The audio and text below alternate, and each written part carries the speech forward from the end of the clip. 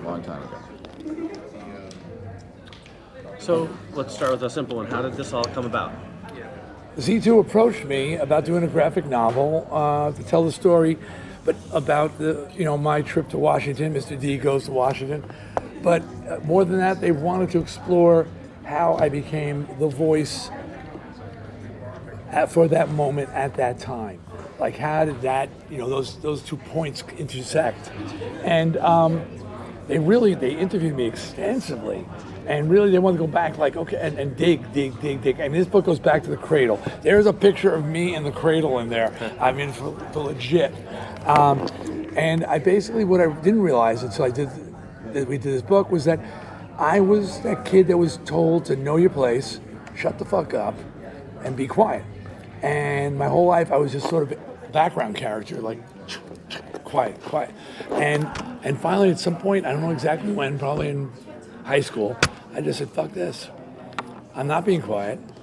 I'm not shutting up.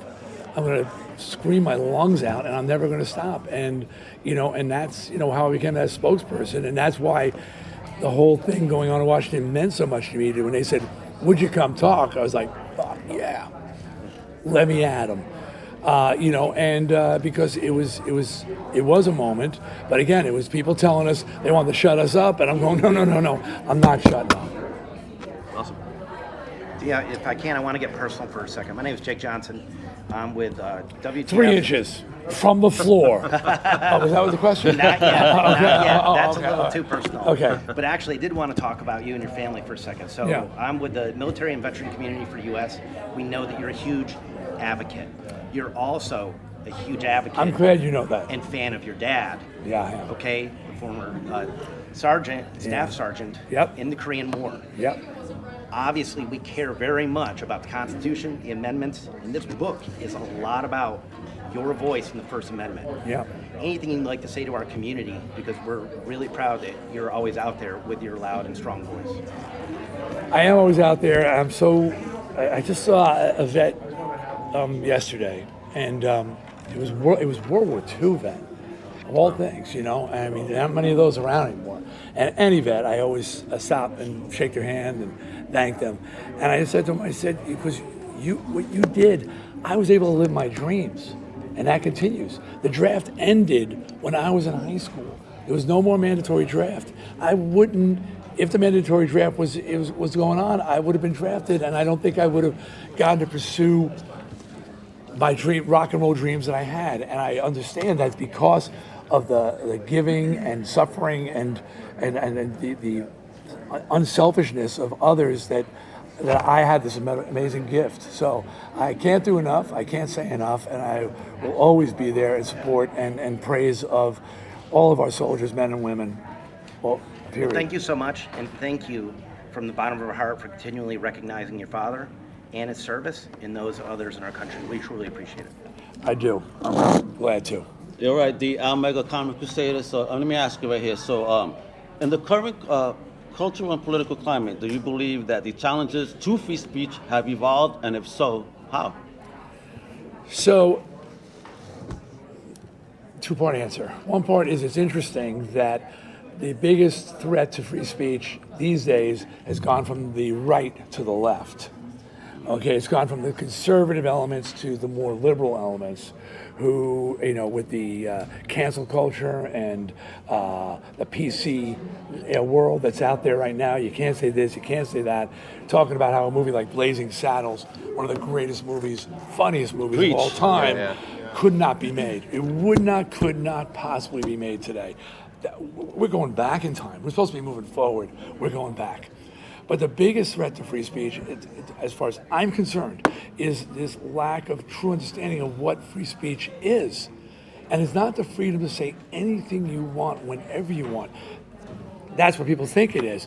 There is that freedom, but you can't say something that is potentially life-threatening, mentally, might cause someone physical or bodily harm. You can't scream fire in a crowded movie theater when there's no fire, because people could die. Bullying on social media, posting pictures, saying certain things that are destroying people's lives. That's not free speech. That's being an asshole. You can't. Don't use First Amendment to cover up you being an asshole. Don't hide behind it. Okay. So look, I fought. I'm there, and I'm all about free speech. But that was not what the forefathers. I'm big on the amendments. That was not the intent of the forefathers. That you could say anything you wanted at any time, whether it was true or not, no matter who it hurt and no matter what it did to people's lives. That was not their intent. There you go. True. Oh, there's consequences to your free speech. Yeah. And you got to be aware of them. When Elon Musk is big on that total anarchy, free speech thing, but it don't work that way.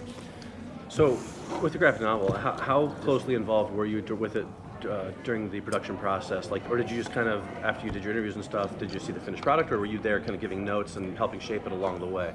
Well, first of all, my son is a comic book writer, and they asked me, who'd you like for the artist? And my son said, Dad, check this artist out. I'm sorry his name slipped my mind, but it's in here. And I sent it was great, and they sent the recommendation to the guys, and they loved him, and he did an amazing job.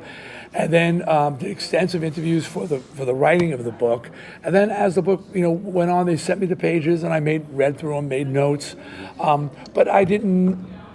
I gave them creative license and artistic license because you can't go frame by frame and say, well, I didn't exactly do that, and my hair wasn't exactly that style. Right. It's the spirit of the information that's being shared. Was that on point? And yes, it was. The story being told is on point, and it tells the truth. Very cool. I think Melissa Etheridge said that about her graphic novel also. Like she didn't want to get so detail specific that then it's easy to get crazy like that, but that's not the point of the book. The point is to get the book out, Right. and to get and even more so that there's certain people that get information different ways. Some people are visual, some people will read, some people I'm doing an audiobook on my new novel, Frats, because there are people who will not read the book, but they listen to books like that's it. If you put it on books on tape, they'll check it out. So, and there are people who like to see a comic book, a graphic novel, enjoy seeing a visual presentation that shares the information, not just in words, but in visuals as well. Right. So let me ask you here. So given your extensive experience, what advice would you give to young artists navigating the complexities of preserving free expression in their work?